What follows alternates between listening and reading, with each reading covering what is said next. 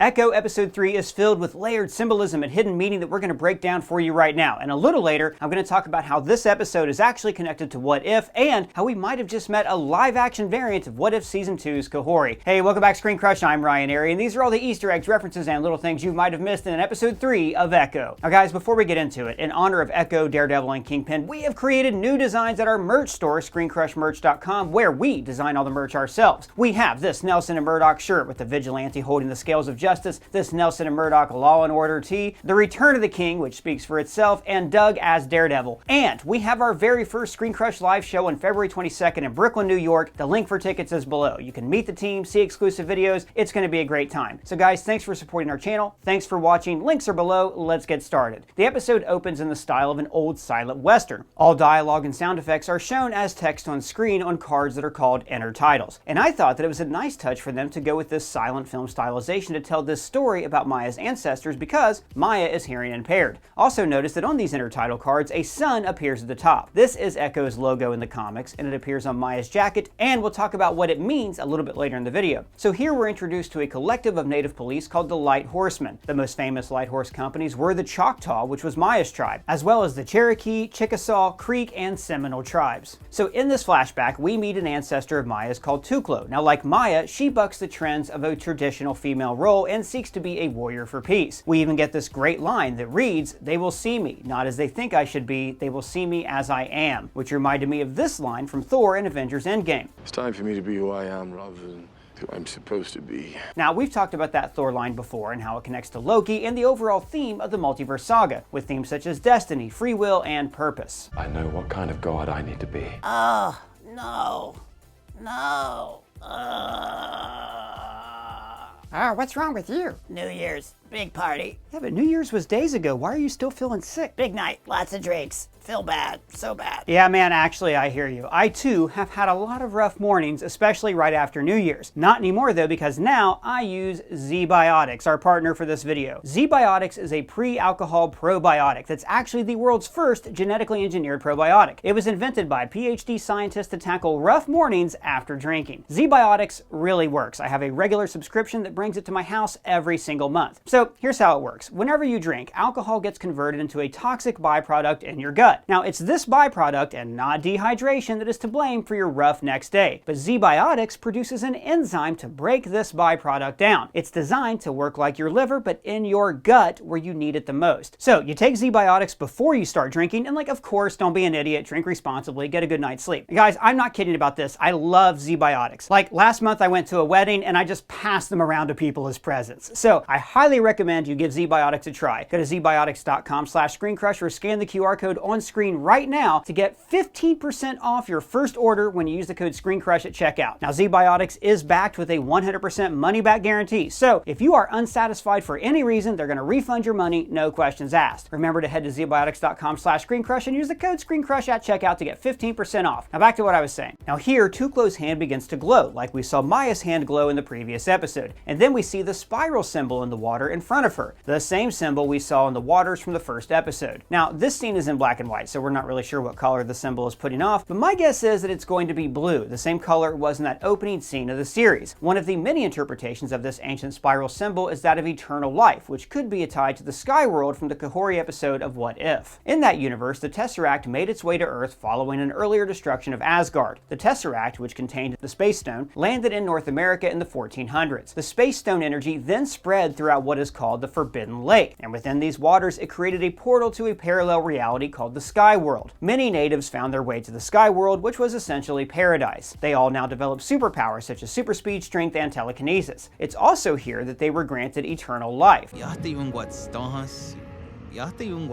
Now, when the Spaniards invaded North America, they were searching for the Fountain of Youth, or a fountain of eternal life. And in this series, we actually see Maya's ancestors living on forever through her, another form of eternal life. And there could be an even more overt connection to What If that we're going to talk about in just a bit. Now, when this episode first started, I thought that we were seeing an actual original film, like the Bass Reeves silent movie that opened up HBO's The Watchmen. But this isn't really meant to be a silent film. It's meant to evoke the way a silent film feels. Notice, for example, how we can still hear the sounds of water in the stream.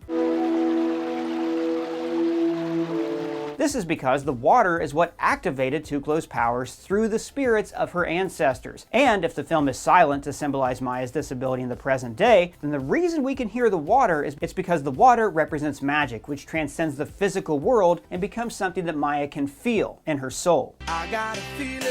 Now, Maya's father doesn't want her to be a warrior, saying that women are life givers and not life takers, so she pulls a Mulan and disguises herself as a man. And in our last episode breakdown, we talked about how Maya is repeating the history of her ancestor Loak, and now she's doing the same for Tuclo. Maya's father didn't want a violent gangster life for her, but she was led into that life by Fisk. And then, once she becomes a warrior, the aspect ratio shifts, going from 4:3 into 16:9. And we saw this in the opening last episode, going from the normal 16:9 frame to a more 4:3:1 aspect ratio. That is cinema. When we cut back to modern day, we see Maya's grandmother, Chola, on a security camera. This security footage is also in boxed black and white format, paralleling the style of the silent film about Tuclo. So, got a wild theory about this. And by the way, I know all these episodes dropped at once, but we're only watching them one at a time, making these videos one at a time. So, by the time I finish this sentence, all of you will have known probably if this theory is right or not, but I don't care, we're going to say it anyways. You can't stop me! This makes us think that this could be a hint that Tuclo and Chula are the same person, or that Tuclo is actually Chula's mother. But that Tuclo character was alive way back in the 1800s. How could she be alive now? Is that how human years work? Person, are you a million in human years? No, buddy, you're right, that if Tuclo aged normally, she'd be like long dead by now. And even if she had a daughter, she'd probably be dead by now too. But when you factor in the spiral of eternal life and the sky world of eternal life, plus its connection to Maya's heritage and newfound powers, I could see us learning that perhaps Chola has been around a really long time. How long have you been 17?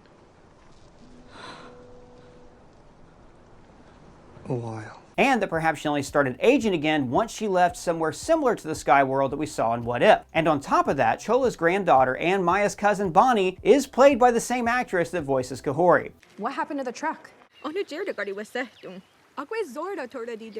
So I'm wondering if we're going to find out that Bonnie is actually this universe's Kahori, and perhaps we could learn that the Tesseract did have something to do with the power set that we're seeing Maya and her ancestors possess. Now, I got a little confused in the first two episodes about their family tree, and now it's been all cleared up. Chola had two daughters, Maya's mother and Bonnie's mother. After Bonnie's mother died, Chola raised her, and she was dating Scully. So Scully's not her grandfather. So, in our first episode breakdown, I said that Chola was her aunt, and well, I was wrong.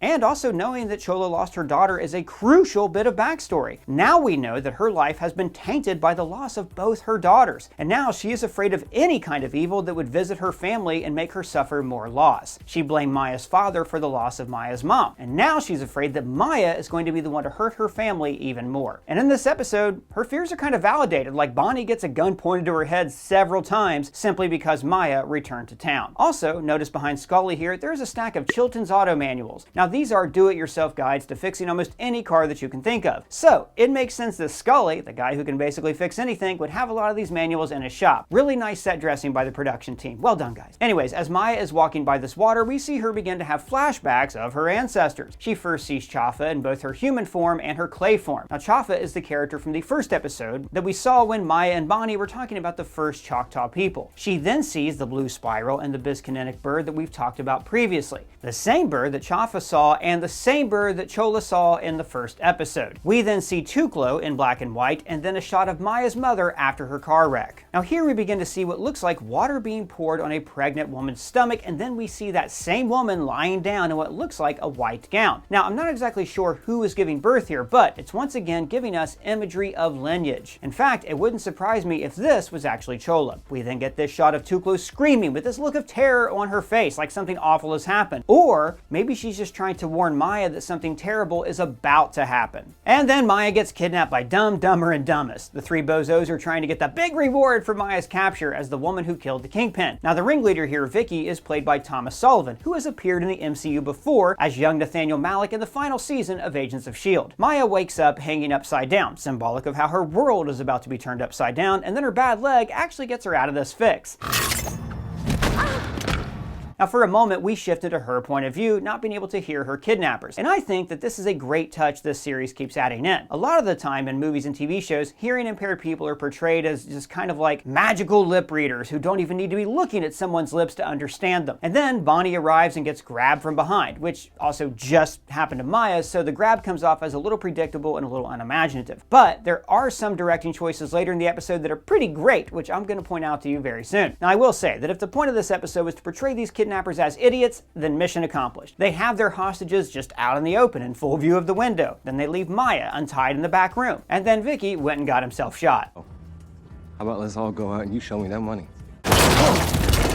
Maya and Bonnie are reunited for the first time in years, and Bonnie expresses how hurt she is that Maya hasn't talked to her in so long, not responding to texts, emails, nothing. Now I like this scene because it showed us how Maya took on the personality that we see a lot of vigilantes burdened with, the life of a loner, pushing everyone away because they don't want to hurt the ones they love. And the best way to do that is to pretend like they don't love them at all. This goes back to the flashback of Loak in episode 2, who was going to be banished to exile if she didn't win the stickball game. In the same way, Maya has been emotionally exiled from her home. And as we see later in this episode, Maya continues to face the same obstacles as her ancestors, and she is also able to learn from their life experiences. And I love getting to see Maya's kick-ass boot knife. As Professor X taught us in Logan, female hunters such as lions tend to use their back claws. She uses her front claws for hunting and the back claws defensively. Oh, yeah? So this parallels perfectly with Echo's path as a female warrior and hunter, just like her ancestor before her, but also her desire to lead, just like Chafa. Oh, you two are exactly alike.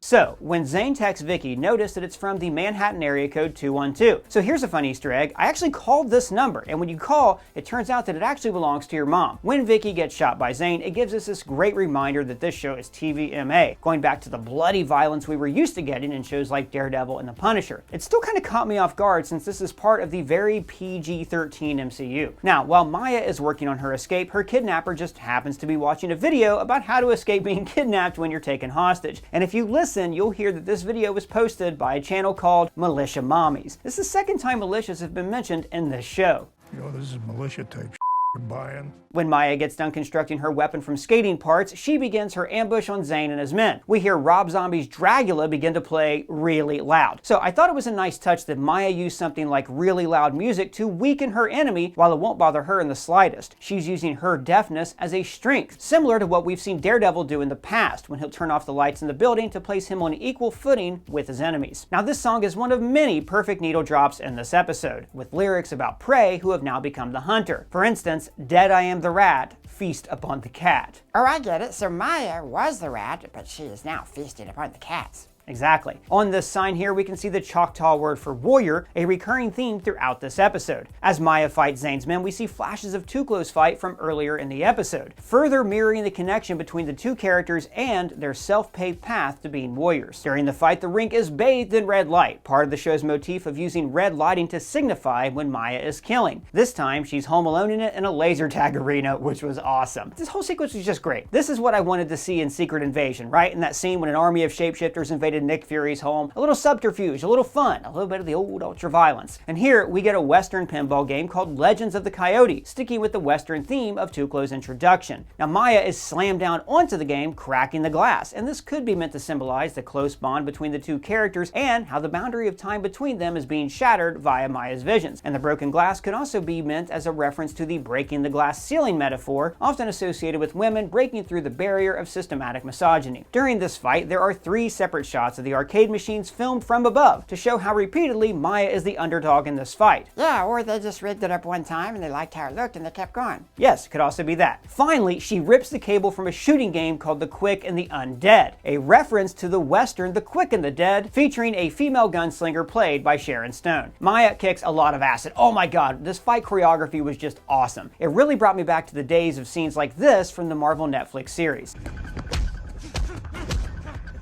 When Maya gets done mopping the floor with the henchmen, she ends up getting restrained because Zane has Bonnie at gunpoint. And just as Zane is about to seemingly execute Maya, Bonnie, and Henry, we hear Zane's phone begin to ring. Now the song there is New York Minute by Don Henley, the perfect ringtone for the Kingpin. When Henry suggests to Maya that it had to be the Kingpin who called off Zane, Maya says that she shot him in the face, which of course we saw her do in the finale of Hawkeye. Now, in the comics, Kingpin is blinded in both eyes, but in this series it would appear that he was only shot in the one eye, and trailer footage would suggest that he gets that eye back later in the season. And you know what? Since Kingpin's introduction to the MCU proper, we have seen him rip off a car door and get hit by a big SUV and survive, meaning that he has likely been enhanced through super soldier serum or like something similar. But I'm very curious to learn how he walked away from Maya shooting him point blank in the face. I mean, don't get me wrong, I'm kind of excited they juiced him up a little for the MCU, meaning that maybe we'll get to see him trade blows with Spider-Man like we talked about in our episodes 1 and 2 breakdown videos. Afterwards, Maya gets a new prosthetic leg from Scully, and on it we can see this Choctaw sun symbol that I referenced earlier. Now this symbol means continuous happiness throughout all stages of life. This could also be meant to symbolize the connection between the lives of Maya and her ancestors and the power that binds them. We also learned that Maya's grandmother left her house as it was, like a museum. Now Chola is the caretaker of her people's past. She can hear the old spirits, so it makes sense that she would preserve Maya's life exactly as she left it in the 2000s. And this is where we can hear the song When We Remain by Samantha Crane, a Choctaw Nation songwriter. The song's lyrics are about persevering throughout persecution and genocide, with lyrics like, "When we remain, we will not be like the beautiful bones of a forgotten city. We have woven ourselves into the cloth of the earth, we have mixed our breath into the expanding sky." And the next song is even more appropriate. It is a Choctaw translation of the hymn Watchmen Tell Us of the Night. Now the hymn was taken from the Choctaw Hymn Book, a famous collection of hymns translated into the Choctaw language first published in 1872 and still used to this day. This particular hymn's lyrics have a very long history, written by John Bowring and inspired by the book of Isaiah. Now in the Bible, this passage was about the suffering of the people of Judah, as the watchman says, "The morning cometh and also the night." There's a lot more to it than that, but that's what you need to know for the context of this show. Essentially, this song is also about the perseverance of a persecuted people, and it reassures those people that there will be divine influence someday to save them from their strife. And then, we get the return of the king. The big man himself has come to Oklahoma to confront Maya for the first time following their big fallout in Hawkeye. And man, whoa, God, what a jump scare.